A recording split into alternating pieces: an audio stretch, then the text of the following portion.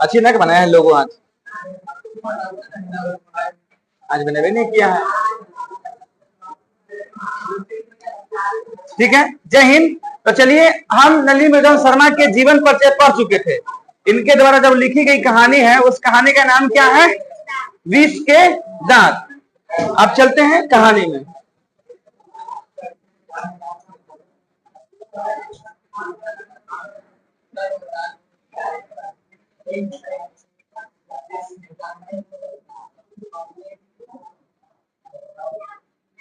पूरा पीडीएफ पे जूम करना पड़ेगा। चलिए इतना पर देखते हैं।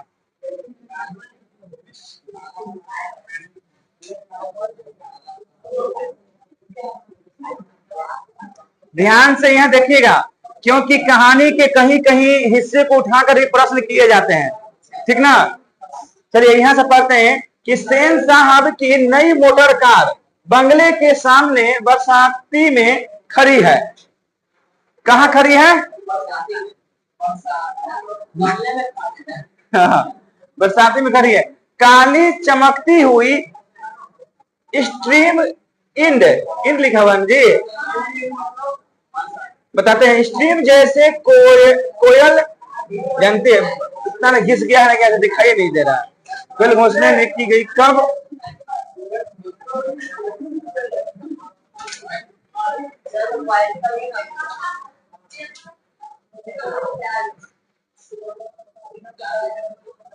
हट जा रहा है ना, इतने पर आने देते हैं। यहां से टॉपिक उठाया हुआ है कि स्ट्रीम इंड, उन सेन साहब की जो कार है वो कार किस कंपनी की है? स्ट्रीम इंड, ये वाला। जैसे कोयल घोंसले में कि कब,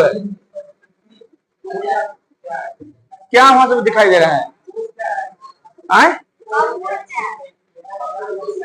कब उड़ जाए, हाँ सही बोले, कब उड़ जाए। सेन साहब को इस कार पर नाज है। बिल्कुल नई मॉडल 7,500 में आई है। कितने में आई है? मतलब आज से कितना पुराना कहानी है समझ जाओ। ठीक ना? 7,500 में वो कार आ जा रहा है। काला रंग, चमक ऐसी कि अपना मुंह देख लो। कहीं पर एक धब्बा दिख जाए तो यहाँ क्या लिखा हुआ है? क्लीनर और शोफर की सामत ही समझो। मेन साहब की सख्त ताकीद है कि खोखा खोखी गाड़ी के पास उटकने ना पाए। देखिए, ये कहानी के पहले का पैराग्राफ में एक निर्जीव पदार्थ से स्टार्ट किया गया है। उस निर्जीव पदार्थ का नाम क्या है? एक कार चलने वाला बेचते हैं जो लोग। ठीक ना? पहले के कार के देखिएगा तो डिजाइन पीछे से भी निकला रहता है, आगे से भी निकला रहता था। हाँ, उजला में ज्यादा आता है उला, अब बहुत कम देखिएगा इधर। पहले वही चलता ही था। है? अभी भी कारें नाम है, लेकिन मॉडलाइज हो गया, कुछ अलग अलग हो गया है। ठीक ना? हाँ, टेम्पू अच्छी के बना, जीप के बना दिया है। कार जो है ना, पहले जीप चलता था ना, उसी को बना दिया है नया मॉडल में। सब चीज नया नया, पुरनकी के नया करते जा रहा है। और क्या करते जा रहा है? तो कार से स्टार्ट किया है। तो कार से क्वेश्चन कैसे आएंगे विष के दांत में? क्योंकि अभी मेन पात्र गौण है नहीं है। एक पात्र आ गया जिसका नाम है खोखा। क्या नाम है? खोखा। खोखा को गाड़ी के आसपास भटकने के लिए मना कर दिया गया है। और खोखी कौन है? खोखा की बहनें हैं। खोखा खोखी, हाँ अच्छा ही समझ रहा था, खोखी वाला नहीं। खोखा सेन साहब का बेटा है, जिसको आगे चल के एक और नाम मिलेगा जिसका नाम है कासू। ठीक ना? यहाँ खोखा खोखी जो कहानी आया है, नाम आया है, वहां पर बताने की कोशिश किया जा रहा है कि गाड़ी के पास ये दोनों ना भटक पाए, क्योंकि बच्चे हैं, हो सकता है सोच लगा दे, शीशा तोड़ दे। ठीक ना? तो दिक्कतें हो जाएगी, क्योंकि कार से बहुत वो प्रेम करते हैं। क्योंकि कार के लेखक ने इतना सारे बातों को पहले ही बता दिया है। कि मानो ऐसा काला कार है कि उसमें अपना मुंह भी देख सकते हैं। ऐसे भी नए वाला चीज में मुंह दिखता है, बात सही है। चमकता है तो उसमें आप ऐनक की तरह देख सकते हैं मुंह। स्कूटी में शीशा है, हाँ न सब लग जाएगा। आगे, लड़कियां 5 बड़ी सुशील है, पांचों पांच ठहरी और भी लड़कियां तहजीब और तमीज की तो जीती जागती मूरत ही है। मतलब उनके यहाँ कितने बेटियां हैं? 5 बेटियां हैं, लेकिन पांचों जो बेटियां हैं सेन साहब की, वो एकदम संस्कारी है। यहाँ जो बात लिखे ना, 5 के 5 ठहरी और सी लड़कियां तहजीब मतलब जो संस्कारी हो, इतनी संस्कारी है कि वो अपने पिता अपने माता की आज्ञा के विरुद्ध कुछ नहीं करती है, हमेशा आज्ञा के पालन करती है। इसलिए लेखक ने उसकी बात को कहा है कि 5 बेटी है, लेकिन 5 की बेटी सुशील है, मतलब देखने भी अच्छी है। सुशील के मतलब अच्छा देखने में लगता है, संस्कारी। मिस्टर और मिसेज सेन उन्हें क्या कहना चाहिए, यह सिखाया हो या नहीं, क्या सिखाया नहीं करना चाहिए, कुछ और सिखाया नहीं सिखाया, लेकिन क्या नहीं करना चाहिए, इसकी उन्हें ऐसी तालीम दी है कि बस लड़कियां क्या कठपुतलियां हैं और उनके माता पिता इन बात पर गर्व है। मतलब अपने बेटा बेटी को दुनियादारी के बारे में नहीं बताए हैं कि जब पढ़ेगी तुम तो IAS बनेगी, ऑफिसर बनेगी, लेकिन ये तालीम के मतलब शिक्षा होता है। तालीम जो शब्द है ना, उर्दू का शब्द है। तालीम मतलब शिक्षा ही होता है। हम लोग बोलते हैं शिक्षा लेगी तब, विद्या लेगी तब, वो लोग तालीम बोलते हैं या इल्म बोलते हैं। तो उन लोगों को इल्म ऐसा दिया गया है कि अगर तुम सब दुनियादारी में पढ़ के लिख करेगी तो बहुत नाम करेगी, ऐसा शिक्षा नहीं दिया गया है। कैसे शिक्षा दिया गया है, कैसा इल्म दिया गया है कि हम जो बात कहेंगे वही सही है, पढ़ाई लिखाई की बात नहीं, हम जो कहेंगे वही है सब सही, दुनियादारी की बात मत मानो। एक किनकी मानना है? खोखा खोखी के माता पिता। सेन साहब जो हैं उन्हीं के लड़कियां हैं 5, ठीक ना। 5 को तो खोखी है 5 को खोखी है, उसमें एक खोखा है। तो एक खोखा जो है ना, खोखी सबके भाई है, भाई छोटा है, बहनें बड़ी हैं। 5 को तो बोले क्या, बड़ी से बड़ी बहनें हैं, तो बहने के नाम नहीं दिया है कि नाम आगे मिलेगा, ठीक ना, 5 के नाम मिलेगा। हाँ हाँ, वैसे तो नहीं खोखा खोखी आया है शब्द। आगे चलते हैं। वे कभी किसी और चूंकि उन्हें सिखाया गया है कि बातें उनकी सेहत के लिए जरूरी है, वे ऐसी मुस्कुराहट अपने ओठों पर ला सकती हैं कि सोसाइटी की तारिकाएं लिखा हुआ ना, तरीकाएं भी उनके कुछ सीखना चाहे तो सीख ले, पर उन्हें विद्यालय खिलखिलाकर किलकरारी मारते हुए किसी ने सुना नहीं। मतलब कि देखना किसी घर में तो कुछ लोग बोलते हैं कि फलना के लड़की जो है ना एकदम संस्कारी है, किसी के सामने खुल के हंसती भी नहीं है, किसी के सामने कुछ बोलती नहीं है, एकदम चुप रहती है, ठीक ना।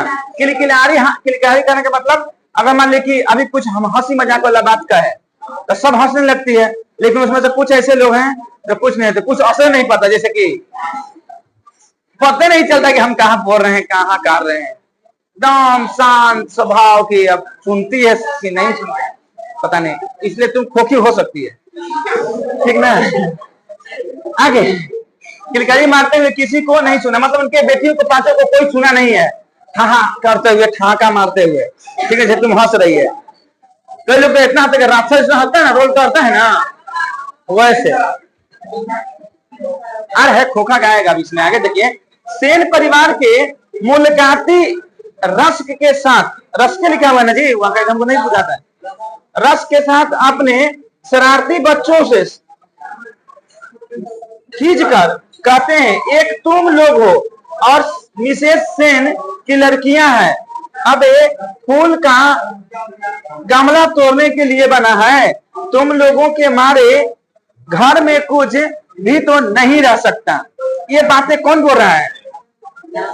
सेन परिवार के मुलाकाती रस्क के साथ, अपने शरारती बच्चों से खींचकर कहते हैं, मतलब कि उनके समाज के लोग तुलना करते हैं कि देखो तो सेन साहब की बेटी कैसी है, जैसे कहते हैं वैसे घर में रह जाती है।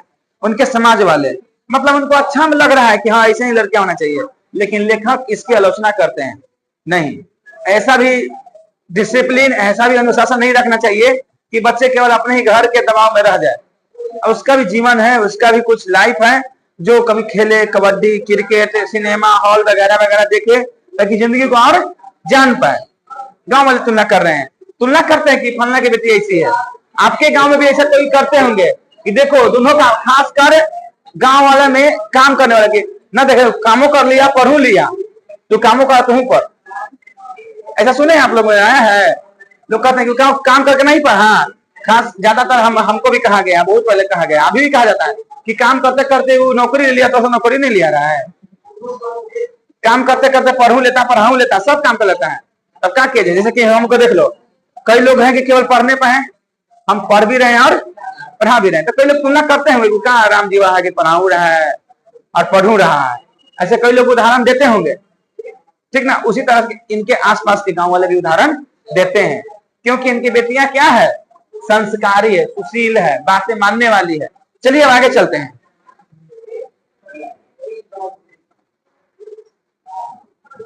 अरे इसको मिटाना पड़ेगा पहले।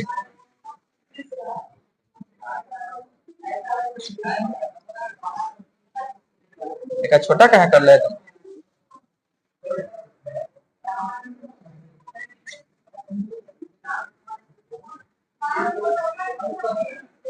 चलिए दूसरा पैराग्राफ में देखते हैं।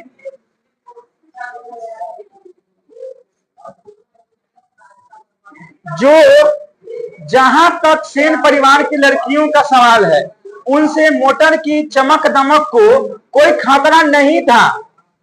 माने उनके यहाँ 5 को बेटी है, खोखी सब है, उनसे कोई खतरा नहीं है। कार को किसी से खतरा नहीं है, खतरा है तो केवल एक से। आगे देखिए कहते हैं, लेकिन खोखा भी तो है। खोखा जो एक ही है, सबसे छोटा है। मतलब ऑब्जेक्टिव पूछेगा कि 5 भाई बहनों में खोखा सबसे क्या है, या सबसे छोटा कौन है घर में उसके, सेन साहब के? खोखा।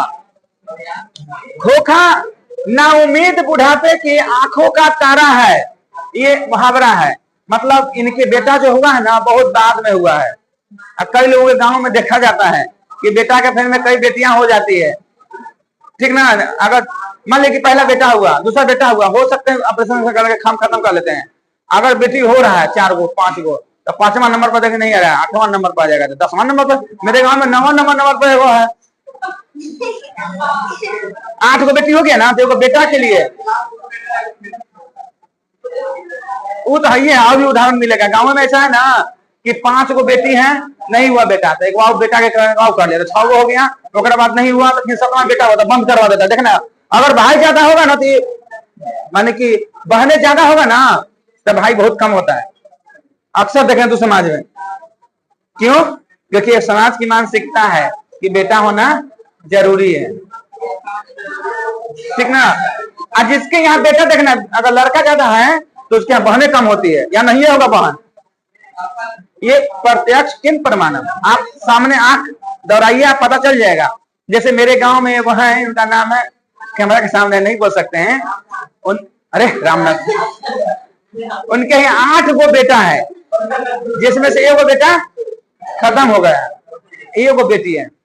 अब कौन उद्देश्य से वो जनसंख्या फैला रहे होंगे पता नहीं, ठीक ना? एक बार इधर सरासत के तरफ है, उनके यहाँ 11 गो लड़कन है, 11 गो, 1 दशम 1 गो कम।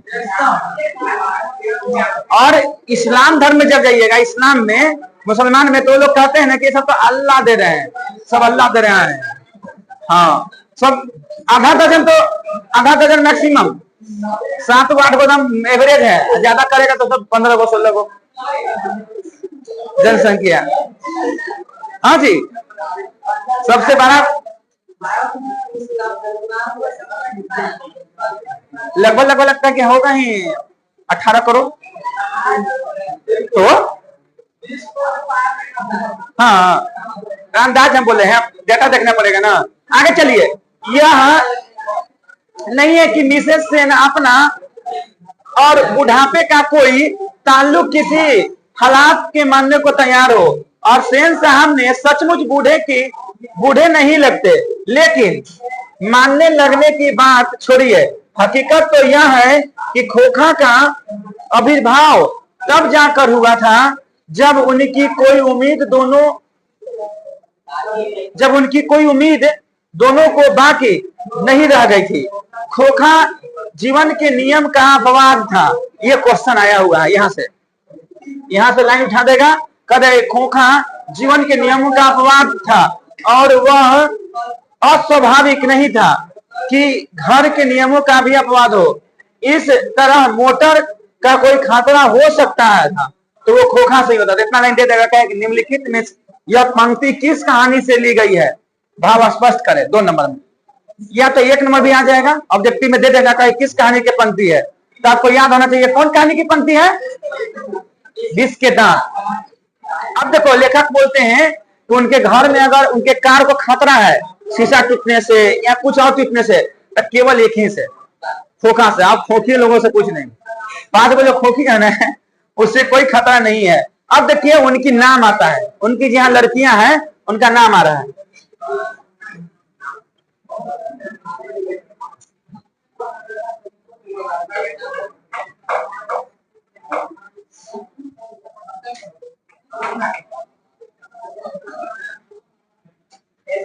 ये क्या हो गया?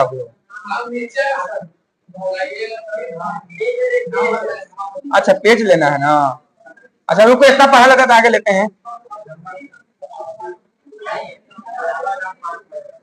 देखिए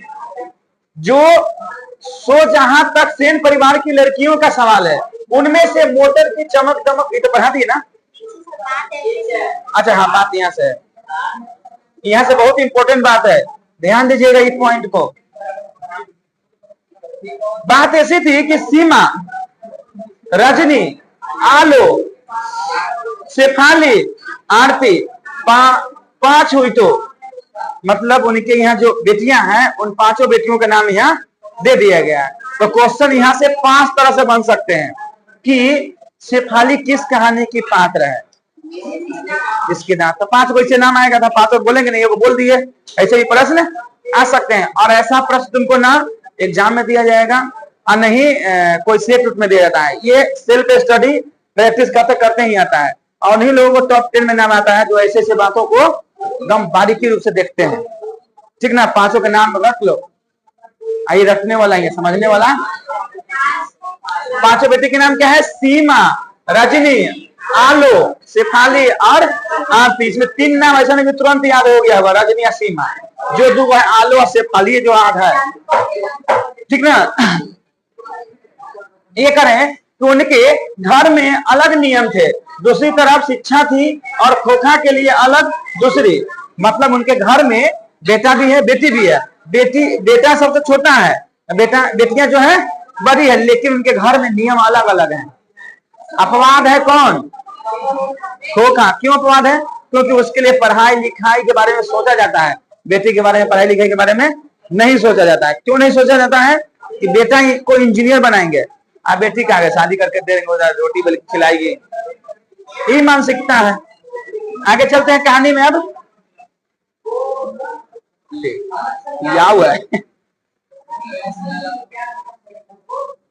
किताब है किसी के पास? किताब आप लोग को दिखाई दे रहा है? हम ही को दिखाई नहीं दे रहा है। हम यहाँ से पढ़ लेते हैं, आप लोग यहाँ पढ़ लीजिएगा। एक फोटो बना के पीडीएफ बना दिया था तो ठीक होता। चलिए पढ़ लेते करें।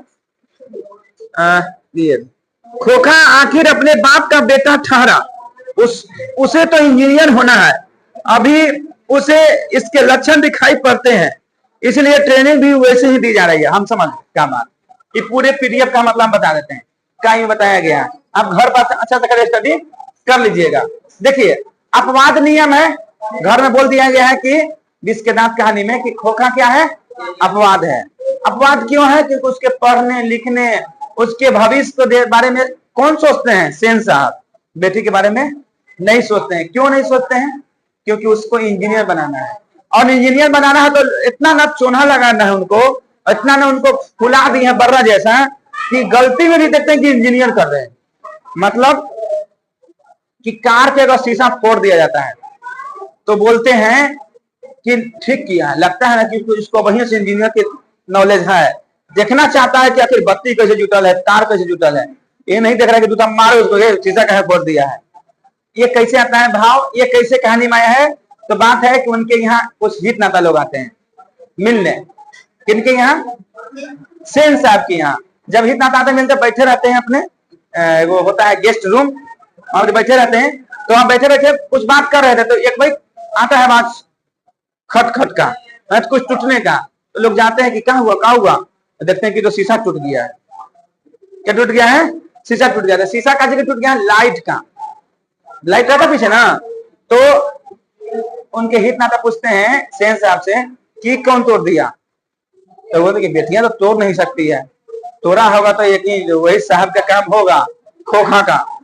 यह खोखा का मतलब कासू भी शब्द आएगा, खोखे के लिए आया कासू नाम का। लगता है कि यह काम तो कासू का ही है, बोलता है कि ये तो गलत काम किया है, उसको मारिए पीटिए।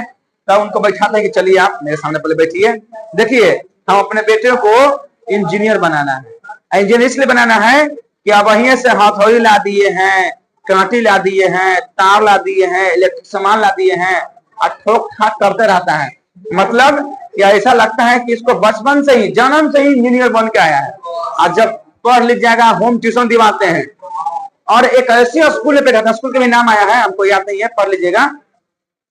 ऐसे स्कूल में नाम लिखा है जहां लोग केवल इंजीनियर ही निकलते हैं। तो उनके जो कितना था समझ गए, फेंक रहा है फेंक रहा है। अभी तक बेटी के बारे में कुछ नहीं बोला है, बेटा के बारे में बहुत बोल रहा है। फिर इसके बाद कहानी में और आगे आते हैं, तो आता है उनके घर में एक नौकर है, ठीक ना, और नौकर जो है उसका नाम है गिरधर लाल, ठीक ना, और उसके बेटा का नाम है मदन, ठीक ना। मदन जब आता है तो वो भी कोशिश करता है, बेचारे कितनी जाते हैं कार के सामने और देखते हैं कि कार कैसा दिखाई देता है। हर आदमी कुछ नया चीज देखना चाहता है, बचपना तो कुछ और होता है। मान लीजिए कि उसको खड़ी से छोड़ दो, कोई तुम सब हम कहेंगे तुम सब नहीं छूना है, यही खड़ी करके छोड़ दे, बच्चा आएगा तो इसी को देखेगा, बार बार उसी को टच करने की कोशिश करेगा। बच्चा था मदन भी उसी के आसपास के पड़ोसी हैं, उसी के घर के किरानी का बेटा है। तो गिरधर लाल के बेटा का नाम क्या बताए? मदन।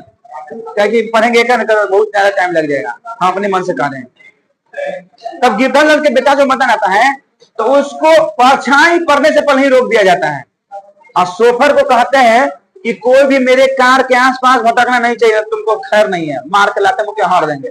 एक कौन बात बोला है? सेन साहब जी ने। सेन साहब उधर बात कर रहे हैं तो आते हैं कौन उधर से? किरानी का बेटा, जिसका नाम क्या बताया अभी हम? मदन। गिरधर तो किरानी है, उसका बेटा का नाम क्या है?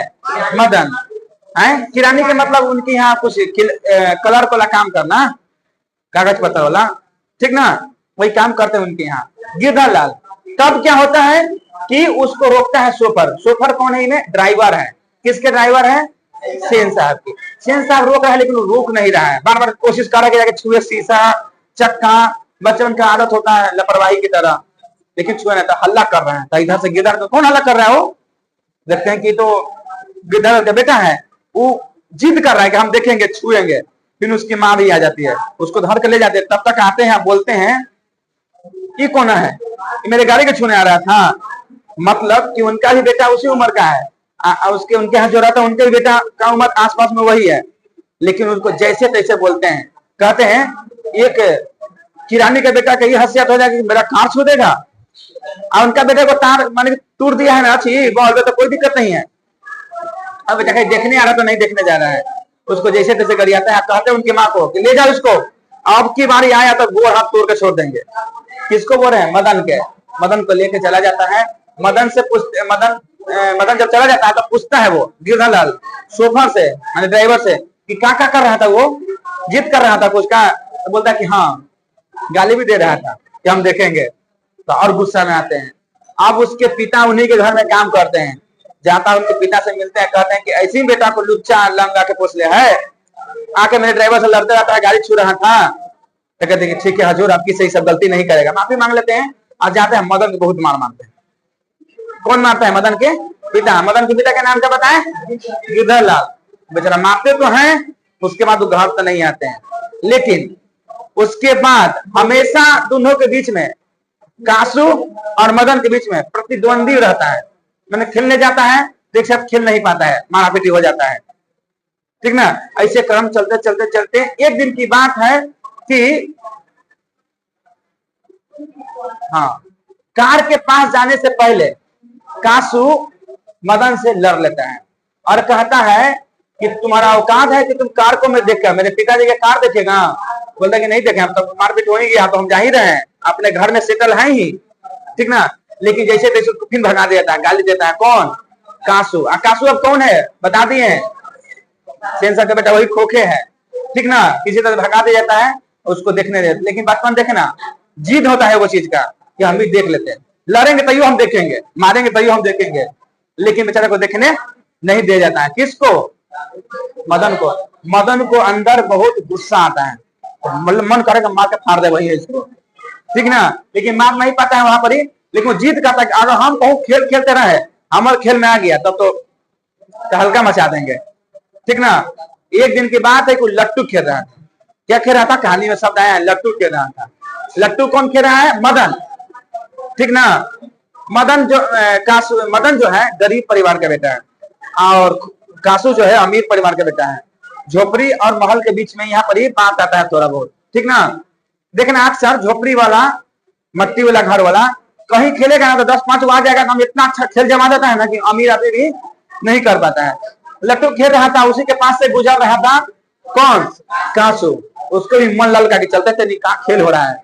देखता है, कहता है कि लट्टू खेल रहा है, और वो लट्टू किसका था? मदन का। तो बोलता है कि हम खेलम, तो बोलता है कि कार खेले हमरा न खेलम, हम भी तो कार देखने गए थे, कार के लिए हम काका ने पिटा गए पिताजी से, माताजी से, बात सुना दे तुम्हारे पिता, जाओ अपने बाप के पास अपना कार चलाओ। लट्टू का चलाएगा?